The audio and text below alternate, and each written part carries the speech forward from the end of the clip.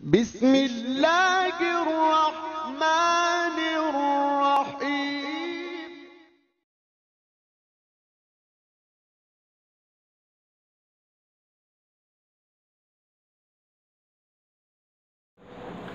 اعوذ باللہ من الشیطان الرجیم، بسم اللہ الرحمن الرحیم۔ محترم سامعین، السلام علیکم ورحمۃ اللہ وبرکاتہ۔ آج 9 ذی الحجہ جو کہ روز عرفہ کے نام سے بھی یاد کیا جاتا ہے، اور آج کا دن، آج کا روز شہادت جناب مسلم علیہ السلام کی شہادت کا روز ہے، کہ جس کو ہم اور آپ بخوبی جانتے ہیں کہ آج کا دن کتنا المناک اور کتنی مصیبت کا دن ہے، اور جس شہید کی آج شہادت کا دن ہے وہ کتنا عظیم انسان تھا، اور اس کی اہمیت کیا ہے اور اس کا مقام کیا ہے۔ محترم سامعین، جناب مسلم علیہ السلام کو آج پوری دنیا صرف اور صرف سفیر امام حسین علیہ السلام کے نام سے جانتی ہے، کہ جناب مسلم علیہ السلام امام حسین علیہ السلام کے سفیر بن کر کوفے کی جانب گئے تھے، تاکہ وہ امام کے لیے کوفے والوں سے بیعت لے سکیں، اور امام کا جو خط تھا کوفیوں کے نام، ان کا پیغام جو تھا اس کو کوفیوں تک پہنچا سکیں۔ لیکن عزیزو، جناب مسلم علیہ السلام کی شخصیت کوئی عام شخصیت نہیں ہے، بلکہ جناب مسلم علیہ السلام اس شخصیت کے حامل ہیں کہ جن کی امام کی نظر میں اتنی اہمیت اور اتنی فضیلت ہے کہ خود امام وقت حضرت امام حسین علیہ السلام نے جب ان کو کوفے کی جانب روانہ کیا ہے تو ایک خط لکھا، اور اس خط میں امام کی یہی تحریر تھی کہ اے کوفے والو، یہ مسلم ابن عقیل کہ جو میرے چچا زاد بھائی ہیں اور میرے بھروسے مند ہیں، اور ان کی اہمیت یہ ہے کہ اگر تم نے ان کی بیعت کر لی تو گویا میری بیعت کر لی، میرے عہد کو مان لیا اور میرے پیغام کی تم نے پیروی کی۔ جناب مسلم علیہ السلام سفیر امام حسین علیہ السلام بننے سے پہلے کئی جنگوں میں انہوں نے اسلام کے لیے اپنی جان کی بازی لگا کر اسلام کے لیے انہوں نے جنگیں کی ہیں، اور اللہ کے فضل و کرم سے ہر جنگ میں کامیابی حاصل کی ہے۔ اور خود جب جنگ صفین میں جناب مسلم علیہ السلام آئے تو وہاں پر مولا کائنات نے ان کو ایک لشکر کے ایک حصے کا انہیں سردار اور علمبردار مقرر کیا، کہ جس کی علمبرداری میں خود امام حسین اور امام حسن علیہ السلام ان کے ساتھ تھے، اور انہوں نے امام حسن اور امام حسین علیہ السلام کے ساتھ جنگ صفین میں اسلام کے لیے منافقین سے جنگ کی ہے۔ اور اس کے بعد امام حسن علیہ السلام کی امامت کا ایک دور بھی آپ نے دیکھا، اور ان کے ساتھ زندگی گزاری، اور خود امام حسن علیہ السلام کی امامت کے دور میں ان کے ساتھ ساتھ رہے۔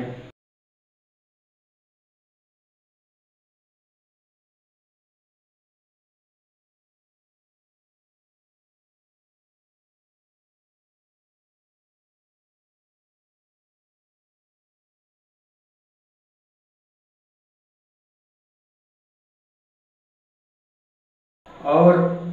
امام حسن علیہ السلام کے بعد جب امام حسین کی امامت کا دور آیا تو اس میں آپ نے امام حسین علیہ السلام کے ساتھ، آپ کو پوری تاریخ معلوم ہے کہ جس وقت امام نے مدینے سے سفر شروع کیا ہے اپنا، امام نے مدینہ چھوڑ کر جب کربلا آنے کا ارادہ کیا تو آپ خود امام حسین علیہ السلام کے ساتھ ساتھ مکے تک آئے ہیں،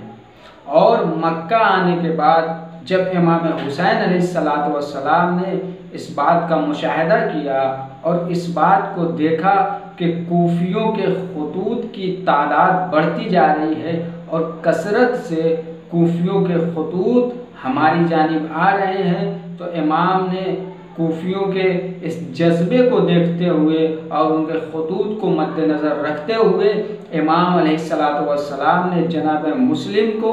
اپنا سفیر بنا کر مکے سے کوفے کی جانب روانہ کیا اور جناب مسلم علیہ السلام کو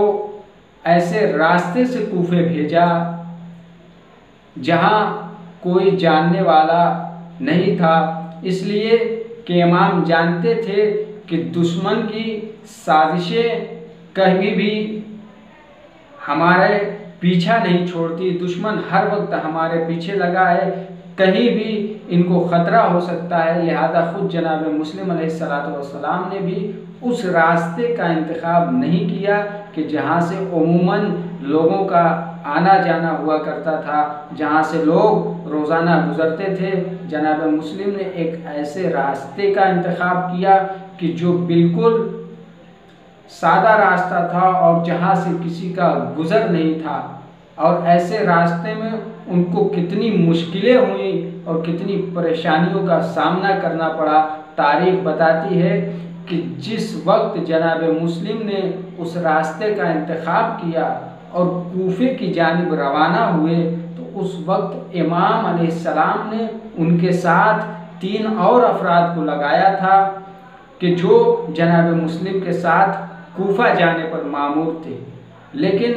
حالات ایسے تھے اور راستے میں اتنی مشکلات تھی اور اتنا سخت راستہ تھا کہ وہ تینوں افراد راستے میں ہی شہادت پا گئے اور شہید ہو گئے، لیکن جناب مسلم علیہ السلام نے کسی طریقے سے ہمت کی اور اپنی جان بچا کر ایک بستی میں پہنچے، پھر وہاں سے امام حسین علیہ السلام کی جانب خط لکھا کہ مولا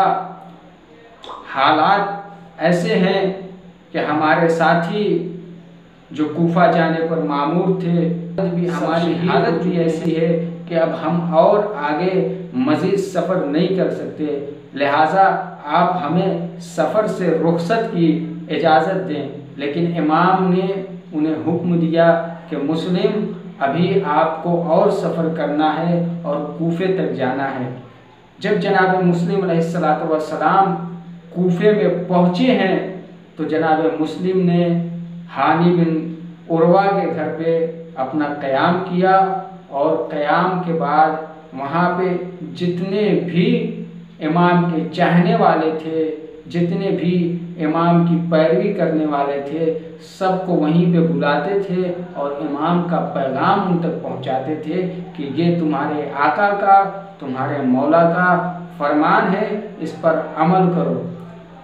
لیکن جب حالات ایسے ہوئے کہ اب امام حسین علیہ السلام کو خط لکھ کے بلایا جائے تو وہاں پہ دشمنوں نے سازش کی اور کوفیوں کو لوگوں نے بھڑکانا شروع کر دیا کہ یزید کی جانب سے لشکر آنے والا ہے، اور جناب مسلم علیہ السلام کے خلاف یہ سازش کی گئی کہ ان کو عبداللہ ابن زیاد کے ذریعے سے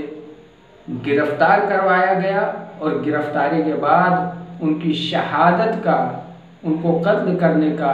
حکم دیا گیا کہ جناب مسلم علیہ السلام کو قتل کر دیا جائے۔ جناب مسلم علیہ السلام کو گرفتار کیا گیا اور ابن زیاد کے دربار میں پیش کیا گیا، اور اس سے پہلے اتنی سازش کی گئی کہ جہاں ابھی مسلم کے ہاتھوں پر امام حسین علیہ السلام کے لیے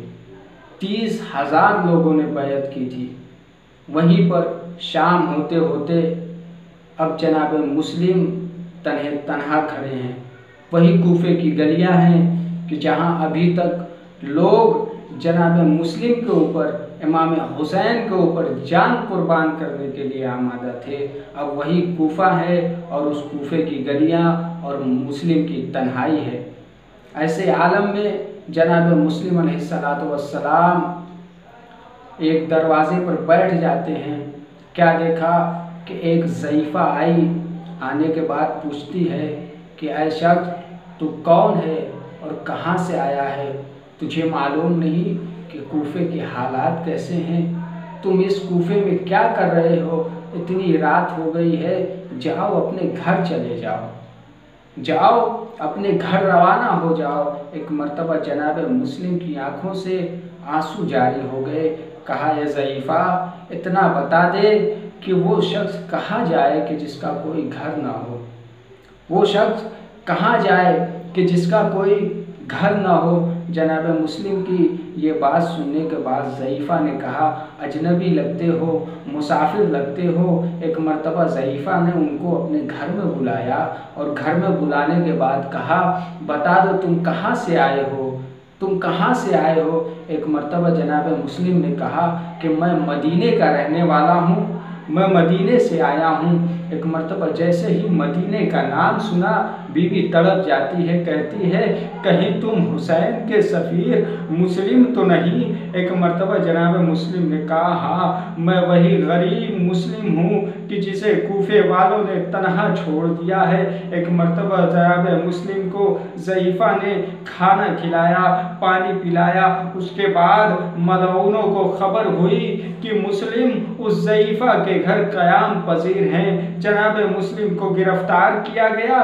گرفتار کرنے کے بعد دارالعمارہ کی چھت سے جناب مسلم کو شہید کر کے نیچے پھینک دیا گیا۔ ایک مرتبہ مولا نے یہ منظر اپنی نگاہ امامت سے یہ منظر دیکھا۔ مولا میدان عرفات میں ہیں، اللہ سے راز و نیاز کی باتیں کر رہے ہیں۔ مولا نے اس منظر کو نگاہ امامت سے دیکھا۔ ایک مرتبہ اے بھائی عباس اپنے بھائی مسلم کا آخری سلام قبول کر لو۔ ایک مرتبہ امام نے جناب مسلم علیہ السلام کے یتیم بچوں کو پاس بلایا۔ پاس بلانے کے بعد دست شفقت کو ان کے سروں پہ پھیرنا شروع کیا۔ میں کہوں گا مولا آپ نے جناب مسلم کے یتیم بچوں پر اپنا دست شفقت تو رکھ دیا مولا، مگر وہ وقت یاد کیجئے کہ کربلا ہوگی، آپ کی سکینہ